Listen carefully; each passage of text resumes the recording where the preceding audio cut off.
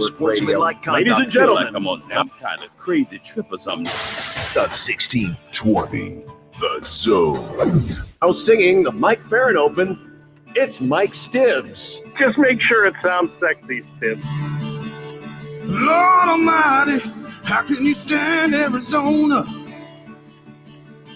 Your fair skin must be burning down into your absent soul. Mike, Mike, Mike, Mike, we can barely hear you.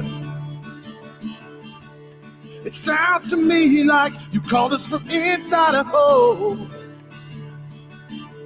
But your phone calls lift me higher, like the ERA of Mark Pryor. Your hair looks like it's on fire. You're Mike Ferrin.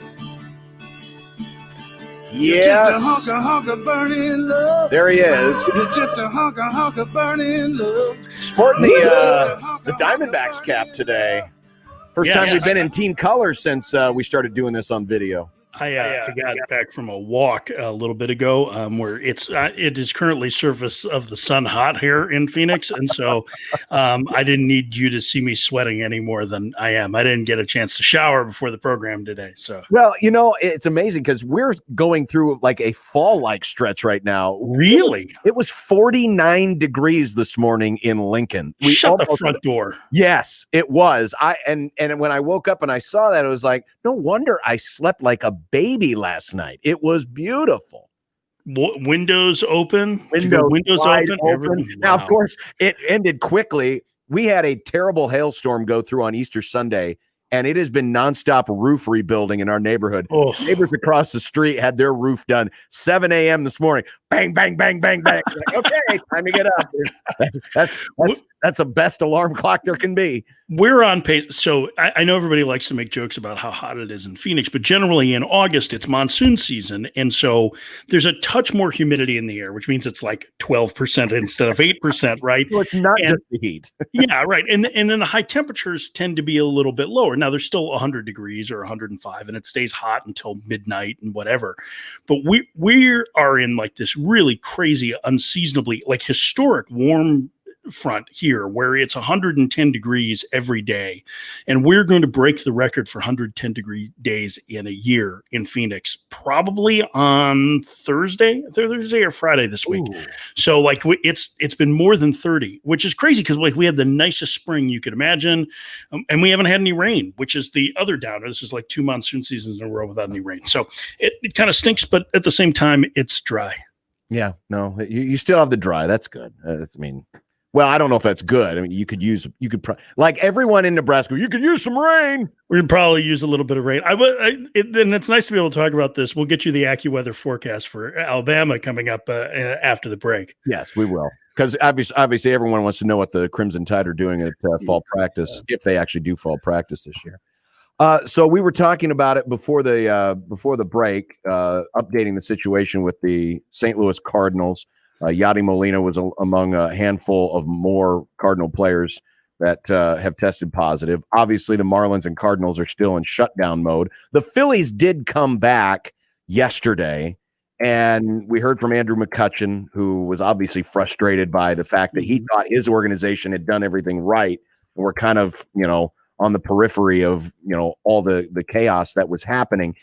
Should we have expected this from the beginning, that baseball was going to be walking this minefield and something unforeseen was going to happen? Or could they have done a better job creating and enforcing the protocols so that whatever took place over the last 10 days, wouldn't have happened in the way it did? Yeah, I don't think those things are mutually exclusive. I mean, I think that those are things that probably are true. Yes, we could have expected something like this to happen or should have planned for it. It is a maybe not the worst. If the worst case scenario is shutting down the season, then the next worst case is having teams, maybe multiple at a time, having outbreaks and how you cope with that, right? So, and maybe they did foresee it, but they didn't feel the need to necessarily include it in the guidelines or whatever it is. But I think that that's something that we absolutely should have anticipated. At the same time, there probably should have been more time and effort put into the actual health and safety manual that had more strict restrictions in it. I think, much like much like a lot of the debates that we're having outside, really, it's not a debate. Much like there are some people who don't want to wear a mask because they think it violates their civil liberties or whatever it is.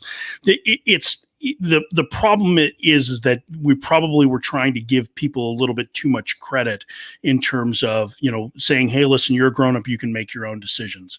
And I think that is what both the Players Association and Major League Baseball fell victim to, is like, hey, listen, these are the things that you're supposed to do them the right way.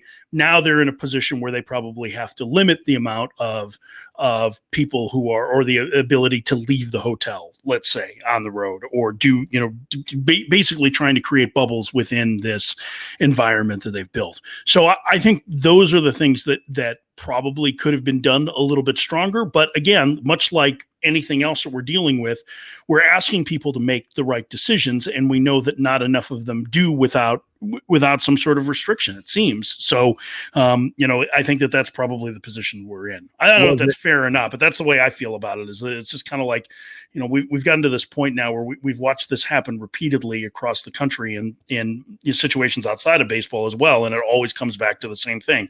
People aren't wearing masks, they're not social distancing, they're gathering in large groups inside. And it's almost always what the case is that causes to these super spreader events.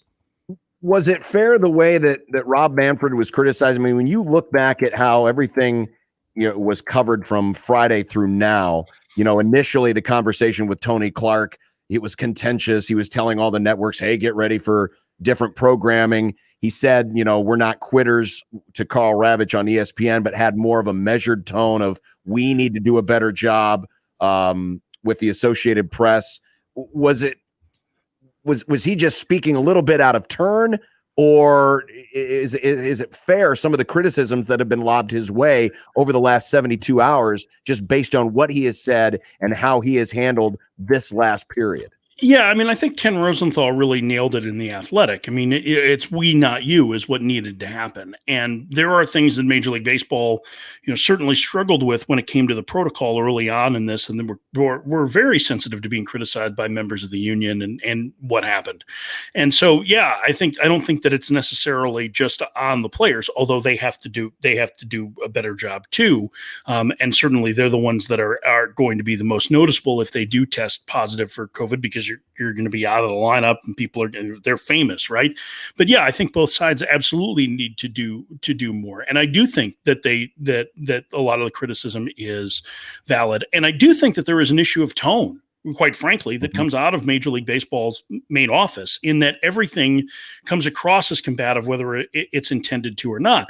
Even in that Associated Press story that you referenced, while he may have said we all need to do a better job, and that may have been really what the tenor of the conversation was with the Players Association. That's my understanding of what it was it was like, hey, listen, we all need to do better, even though the comments to Carl Ravitch made it sound like he was putting it all on the players. In that same article, he was asked about teams playing less than 60 games. And he said, well, there's this new thing called winning percentage. And and I don't know if he was trying to be funny or what, but it didn't come across that way. And I don't think he gets the benefit of the doubt on that right now, because I do think that there is an issue with tone. I think Rob Manfred is a really, really smart guy, and he is an excellent labor attorney. And he is not probably used to, even 5 years into this, being a public figure. And there are certain things that have to happen when you're a public figure, where you have to be a better communicator in public. Communication isn't just behind the scenes, especially when you're the commissioner of a sport. You need to be the representative for your sport. And I think at times that he has struggled with that. I don't think that he necessarily likes to hear that criticism. I don't think anybody really likes to be criticized, but I do think that that's one of the issues that he's faced. And one of the reasons why people have reacted so negatively to a lot of the things that Major League Baseball has had to do is it's a question of tone. Jeff Passan this morning on ESPN suggested that maybe a playoff bubble could work. Obviously, it can't work for the regular season. There's too much has happened at this point. But that the month of October, you could organize the 16 teams, whether it's in one spot or probably in two.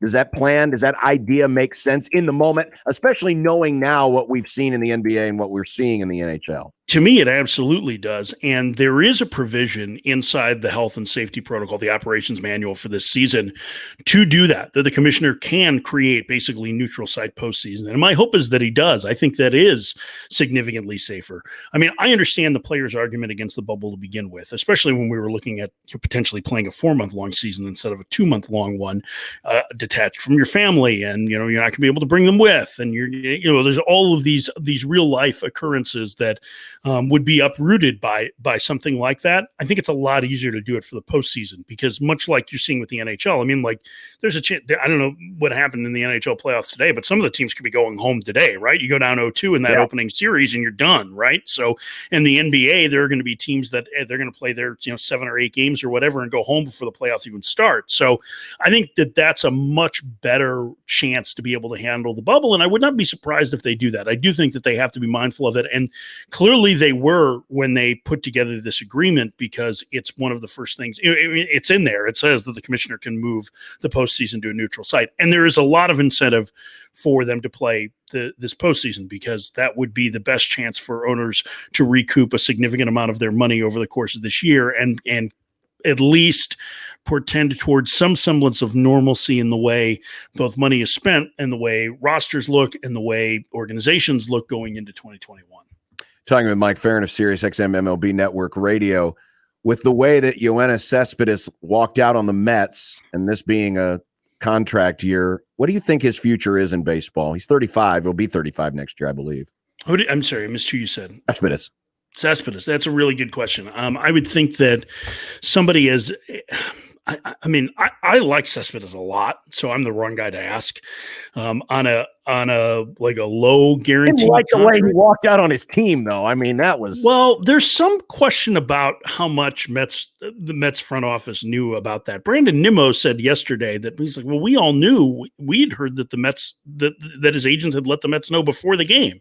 That's their center fielder was saying that yesterday before the game. So there's some question on that. I mean, yeah, it didn't look good, and they probably should have done a better job of communicating that if what had happened, leading up to this was true. And, I don't know how much is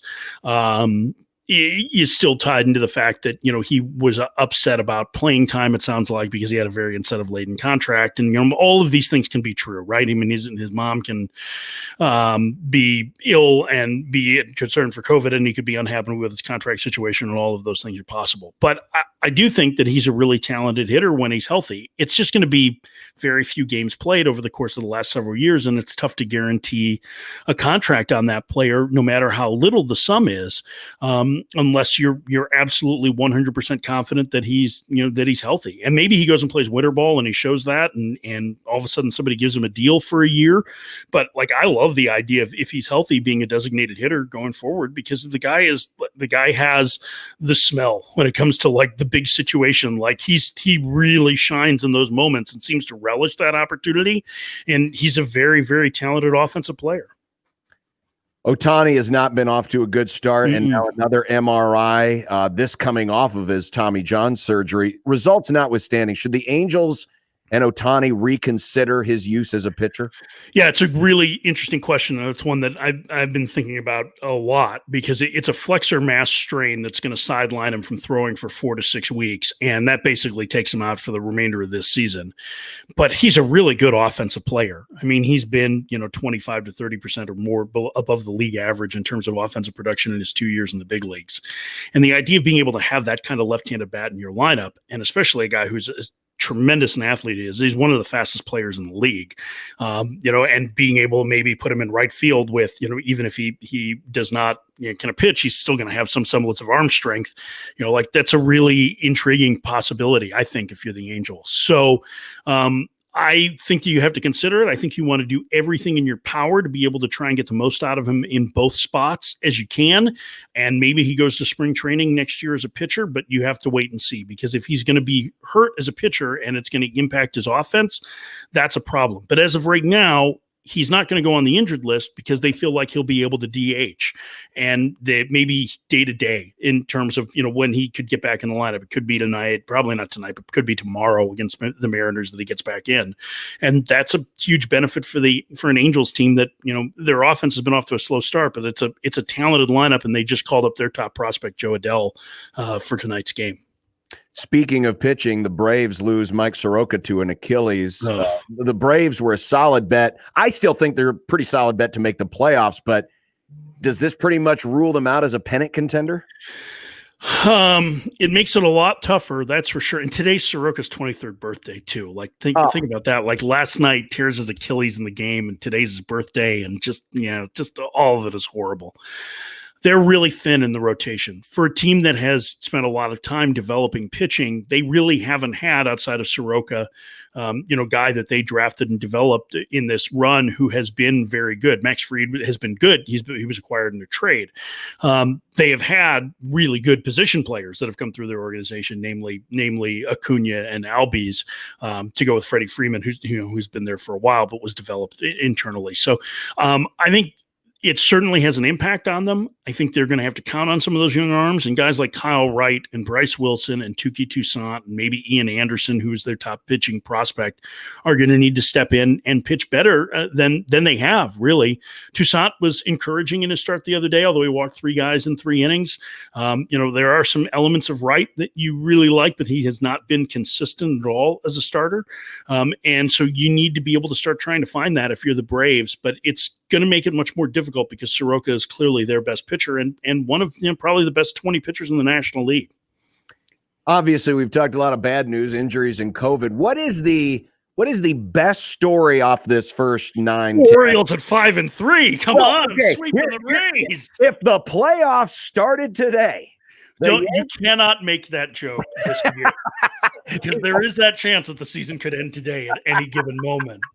The Orioles would be in, the Tigers would be in, the Astros would barely get in. The White Sox have won 5 in a row after starting 1-4. I mean, and then in the National League, the Padres. Have been really good. They're pretty good, and their bullpen hasn't even gotten going in the right direction yet. I mean, I think San Diego is a really good story, and I think Fernando Tatis Jr. is a star, like a superstar, and I think people are getting a chance to see that. I think that's a really great story, and that's definitely one that's worth watching. I think, the White Sox, Luis Robert appears to be the truth.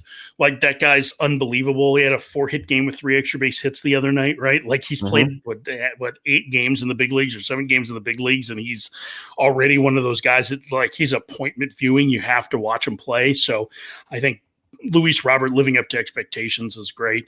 But I just think, like, Baltimore sweeping the Rays this week to go to 5-3 is just like, it's a riot. Like, it's great. Like, they've won 2 of their 3 series. They got swept in a 2-game set by the Yankees, but they took 2 out of 3 from Boston. They sweep the Rays, who are a really good team, at home, and it's not going to last, clearly, for the Orioles. But hey, for these moments, demos are back. You can hear the roar from 34 with a little bit of Orioles magic. Yeah, that's going way back. See, some of us, when we were growing up, the Orioles were a good franchise. They were a really good franchise. Yes, please tell us about way back in the day, John.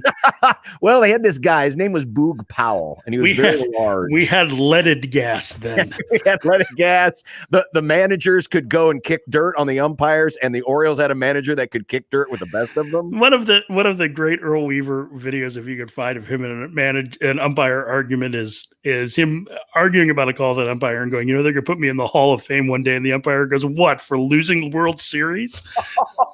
And Earl loses it, like, starts dying laughing, right? Like, it's the greatest comeback in history. What are they going to put you in the Hall of Fame for? Losing World Series? Great line. The thing that broke my heart was there's that famous audio tape that Alice Sweet.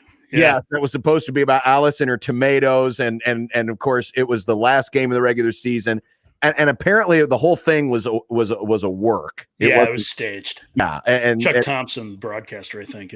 Yeah, it was a pregame radio show, and it's still hilarious because they're taking questions from listeners, and some lady named Alice wants to know about her tomatoes, and And Earl let her have it in his own pretty Earl blue. Yeah. Pretty blue. Oh. Yeah, I always loved his. And then he went right from that to the broadcast booth and did games for ABC for the longest time.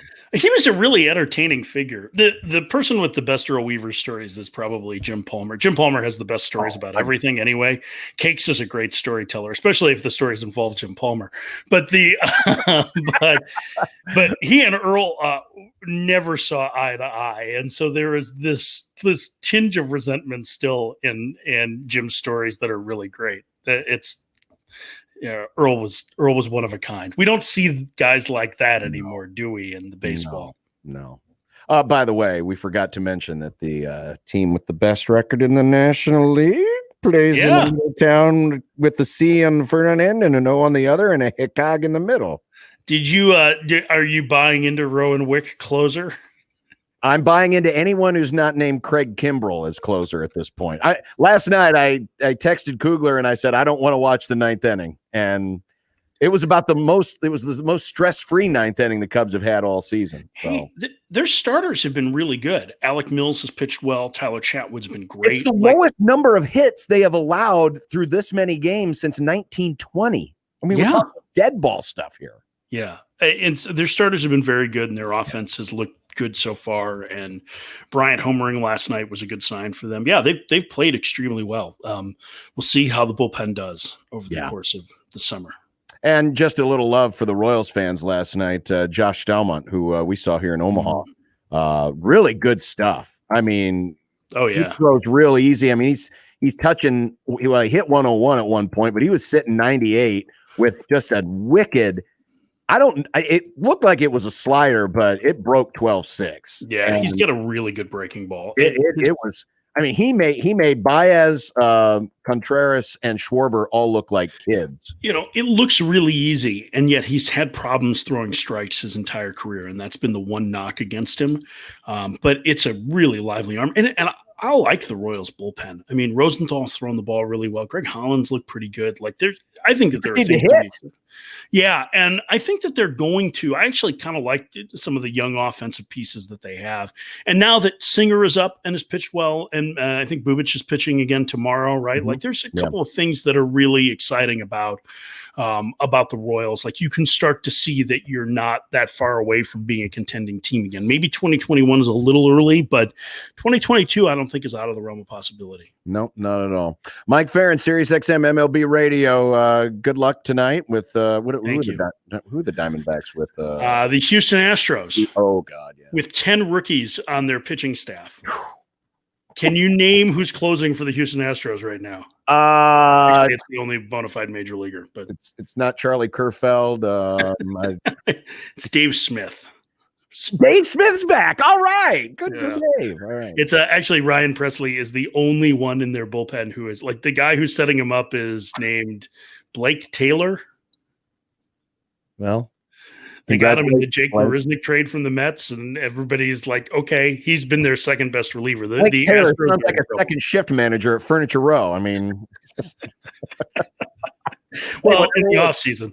Probably. All right, Mike, have a good one. Thank you. All right, see you guys. There he is, Mike Ferrin of Sirius XM MLB Network Radio. We'll come back, and when we continue, more on this Pac-12 boycott and kind of the genesis of where it came from and some of the reaction to it, because I do think there was a flaw in what they were proposing over the weekend. And obviously this is going to be a situation going to be watched very closely. In addition to, how Washington State reacted to all of this. There's some controversy about whether or not players were actually getting kicked off the team or not. So we'll have more of that as we continue. And we'll be back in just a moment. It's Unsportsmanlike Conduct on 1620 The Zone. There is a void